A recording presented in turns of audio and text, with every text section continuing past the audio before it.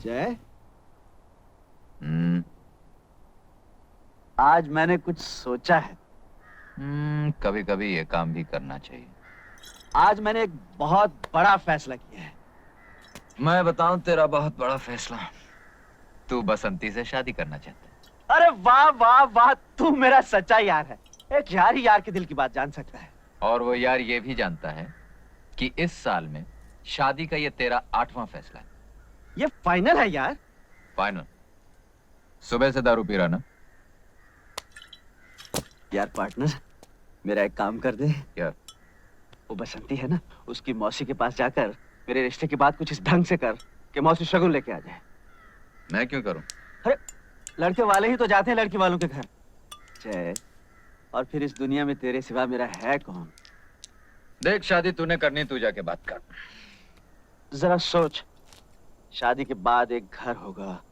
घर तो तेरा होगा। एक बीवी होगी। तेरी होगी। 7-8 बच्चे होंगे। तेरे होंगे। पर चाचा चाचा तो तुम्हें बोलेंगे ना। प्यार से तुम्हारी गोद में खेलेंगे, तुम्हारे कंधों पे झूला झूलेंगे और तोतली जबान में बोलेंगे, ताता ताता हमको कहानियां सुनाओ। यानी शादी के बाद तेरे घर में मुझे आया की नौकरी मिलने वाली। समझा? तू मेरा दोस्त नहीं है। लानत ऐसी तो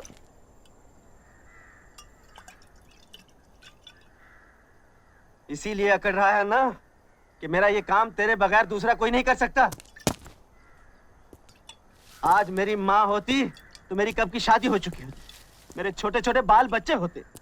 आज मेरा बाप होता तो बैंड बाजे के साथ मेरी शादी करके लाता। मेरे भाई बहन होते, वो मौसी के पैर छूकर भी बसंती की शादी मुझसे करवा देते। लेकिन ये मत भूल जाए, जिसका कोई नहीं होता उसका भगवान होता है। भगवान? तू वो दोस्त नहीं रहा। तू नहीं चाहता मैं बुरे धंधे छोड़कर घर गृहस्थी बसा सकूं। मैंने तुझे क्या समझा था जय, लेकिन तू क्या निकला? साला नौटंकी, खड़ी खड़ी ड्रामा करता है। चल बस बस, बहुत हो गया है। मैं मौसी जाके बात कर लूंगा। सच? अरे बेटा, बस इतना समझ लो कि घर में जवान बेटी सीने पर पत्थर की सिल की तरह होती है। बसंती का ब्याह हो जाए तो चैन की सांस लूं। हाँ, सच कहा मौसी आपने। बड़ा बोझ है आप पर। लेकिन बेटा, इस बोझ को कोई कुएं में तो फेंक नहीं देता। बुरा नहीं मानना, इतना तो पूछना ही पड़ता है कि लड़के का खानदान क्या है, उसके लक्षण कैसे हैं, कमाता कितना है। कमाने का तो यह है मौसी कि एक बार बीवी बच्चों की जिम्मेदारी सर पे आ गई तो कमाने भी लगेगा। तो क्या अभी कुछ भी नहीं कमाता? नहीं नहीं, ये मैंने कब कहा मौसी, कमाता है, लेकिन अब रोज रोज तो आदमी जीत नहीं सकता ना। कभी हार भी जाता है बेचारा। हार जाता है? हाँ मौसी, अब ये कमबख्त जुआ चीज ही ऐसी, अब मैं क्या कहूँ। है? तो क्या जुआरी है? छी छी छी छी मौसी, वो और जुआरी ना ना, वो तो बहुत ही अच्छा और नेक लड़का है। लेकिन मौसी, एक बार शराब पी ली ना, फिर अच्छे बुरे का कहाँ होश रहता है। हाथ पकड़ के बैठा लिया किसी ने जुआ खेलने। अब इसमें बेचारे वीरू का क्या दोष है? ठीक कहते हो बेटा, जुआरी वो, शराबी वो, लेकिन उसका कोई दोष नहीं। मौसी, आप तो मेरे दोस्त को गलत समझ रही हैं। वो तो इतना सीधा और भोला है। अरे बसंती से उसकी शादी करके तो देखिए, ये जुए और शराब की आदत तो 2 दिन में छूट जाएगी। अरे बेटा, मुझे बुढ़िया को समझा रहे हो? ये शराब और जुए की आदत किसी की छूटी है आज तक? मौसी, आप वीरू को नहीं जानती, विश्वास कीजिए वो इस तरह का इंसान नहीं है। एक बार शादी हो गई तो वो उस गाने वाली के घर जाना बंद कर देगा, बस शराब अपने आप छूट जाएगी। हाय हाय, बस यही एक कमी रह गई थी। तो क्या किसी गाने वाली के घर भी आना जाना है? तो इसमें कौन सी बुरी बात है मौसी? अरे गाना सुनने तो राजा महाराजा और ऊंचे ऊंचे खानदान के लोग जाते हैं। हाँ। अच्छा, तो बेटा ये भी बताते जाओ कि तुम्हारे ये गुणवान दोस्त किस खानदान के हैं? बस मौसी, खानदान का पता चलते ही हम आपको खबर दे देंगे। एक बात की दात दूंगी बेटा, भले 100 बुराइयां हैं तुम्हारे दोस्त में, फिर भी तुम्हारे मुंह से उसके लिए तारीफ ही निकलती है। अब क्या करूं मौसी, मेरा तो दिल ही कुछ ऐसा है। तो मैं ये रिश्ता पक्का समझूं? पक्का? भले सारी जिंदगी लड़की कुंवारी बैठी रहे, लेकिन मैं ऐसे आदमी से बसंती को नहीं ब्याहने वाली। सगी मौसी हूँ, कोई सौतेली माँ नहीं। अजीब बात है, मेरे इतने समझाने पर भी आपने इनकार कर दिया। बेचारा वीरू, न जाने क्या करेगा। कूद जाऊंगा, फन जाऊंगा, मर जाऊंगा। हट जाओ!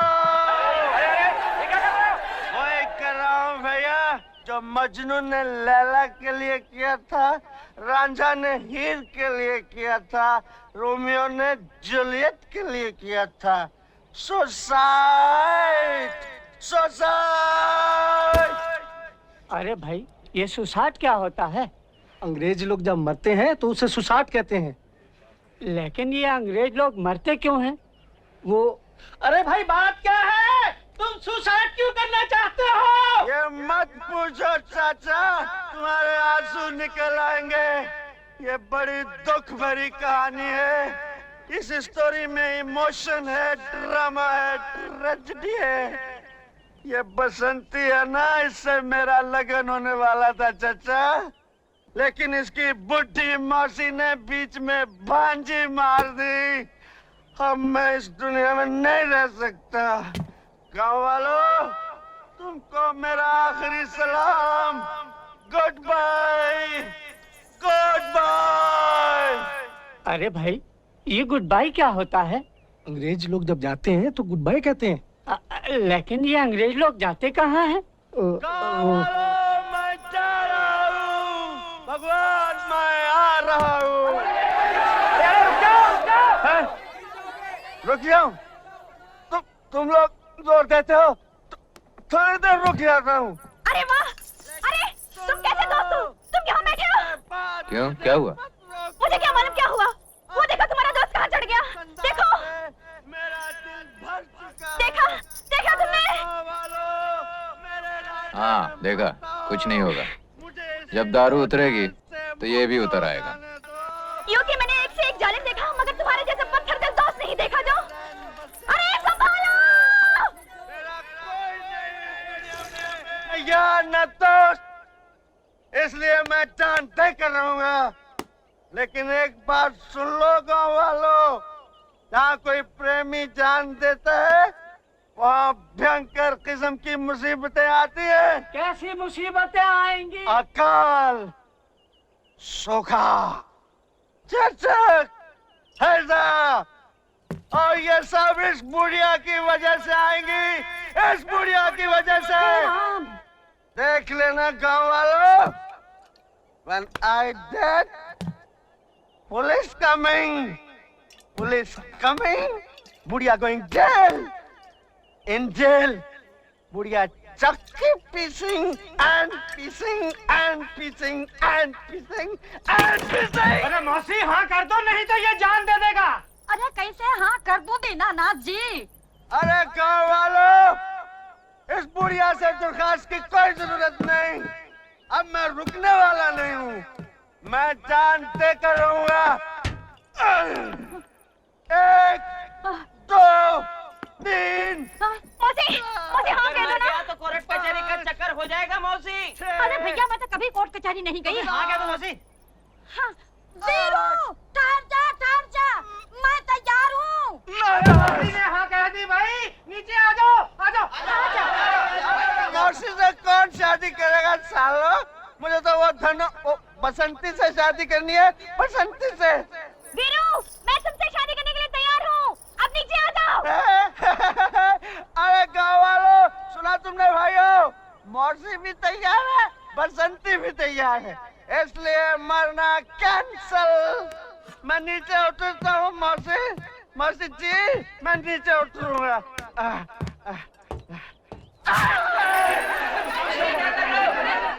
अब मैं क्या करूँ चाचा?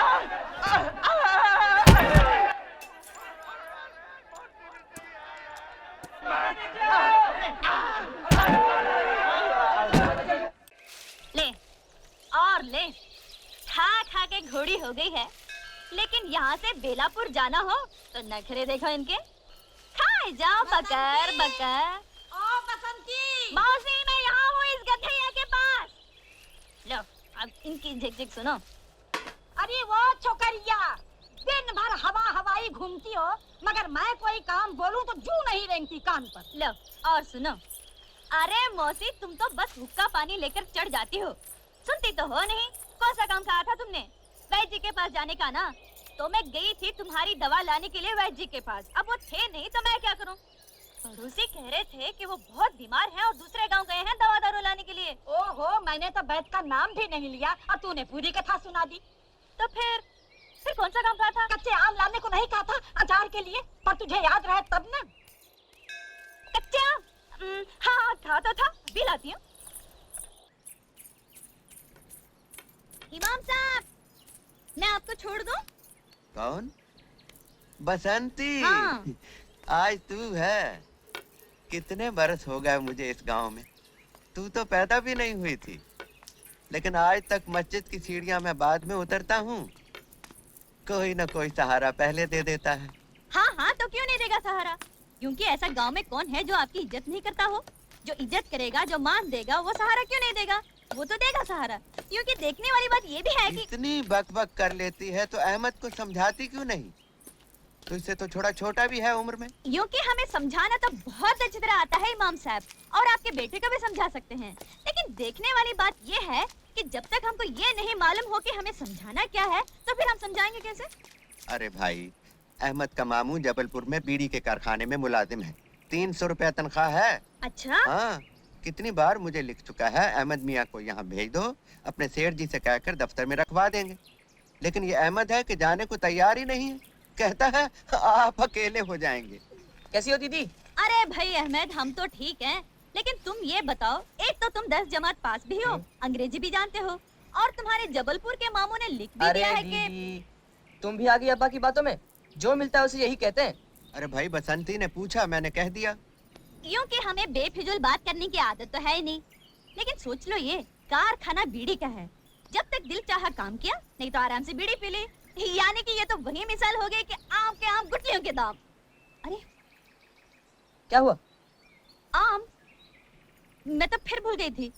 कच्चे आम। कच्चे आम? हाँ, कच्चे आम अचार के लिए।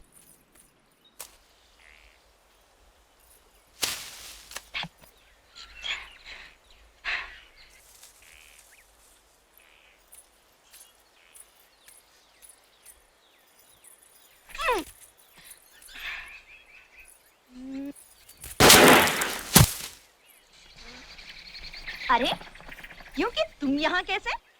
यूं के यूं ही। बोलो कौन सा आम तोड़ना है? जो मैं आम बोलूं, तुम गोली मारकर तोड़ सकते हो? ये हमारे बाएं हाथ का खेल है। बड़े बड़े निशानेबाज हमारे पैर छूते हैं और कहते हैं वीरू, तुम्हारे जैसा निशानेबाज पैदा नहीं हुआ। तुम तो बड़े निशानची लगते हो। हाँ, जेम्स बॉन्ड के पोते हैं ये। क्योंकि कौन है? अरे ऐसे तो ऐसे ही बड़बड़ करने की आदत है। हाँ तो बताओ कौन सा आम तोड़ूं? एक वो, एक ये, हम्म, और एक ये।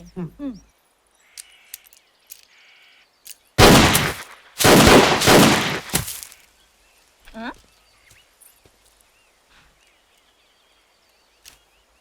अरे, ये तो तुम्हारा दोस्त भी। हाँ हाँ हाँ, काफी होशियार है लड़का। अभी मैं सिखा रहा हूँ, जल्दी सीख जाएगा।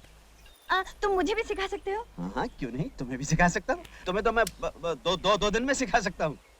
2 दिन में सिखाओगे? हाँ। बहुतों को तो इन्होंने 2 घंटे में सिखा दिया है। 2 घंटे में? अरे इसकी तो आदत है बक बक करने की। तुम्हें पिस्तौल चलाना सीखना है ना, तो इधर आओ आओ आओ। वो आम नजर आ रहा है? आ रहा है ना? हाँ, हाँ। हाँ, अब पकड़ो पिस्तौल, पकड़ो। और ये हाथ ऐसे ऐसे ऐसे यहाँ, और ये उंगली यहाँ। हाँ? और अब आंखें बंद कर लो। मैंने तो आँख पहले ही बंद कर रखी है। क्योंकि ये क्या कह रहे हैं? इसकी तो आदत है बक बक करने की। तुम आंखें बंद करो। बंद की? अब देखो, वो आम नजर आ रहा है? क्योंकि अजीब बात कही तुमने। आंखें बंद करके आम दिखाई देता है क्या? तुमने क्या दोनों आंखें बंद कर ली? हाँ। दोनों नहीं, बाई आंख, ये आंख बंद करो और दूसरी आंख से निशाना बांधो। अब? अब अब गोली चला दो।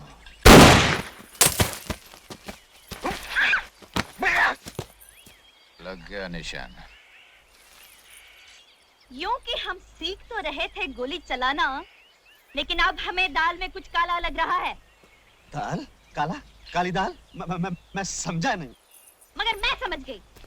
ये तुम शहर के लोग समझते हो कि हम गांव वालों को अकल तो है नहीं, लेकिन बसंती तुम जैसों को तांगे में बिठाकर गांव के 4 चक्कर लगाकर स्टेशन तक छोड़ कर आ गया। बसंती, मैं तुम्हें पिस्तौल चलाना सिखा रहा था, तुम मुझे गलत समझ रही हो। मैं अच्छी तरह समझती हूँ, अच्छी तरह समझती हूँ। अब तुम यहाँ बैठकर चलाओ पिस्तौल, बसंती चले अपने घर। जय राम जी की।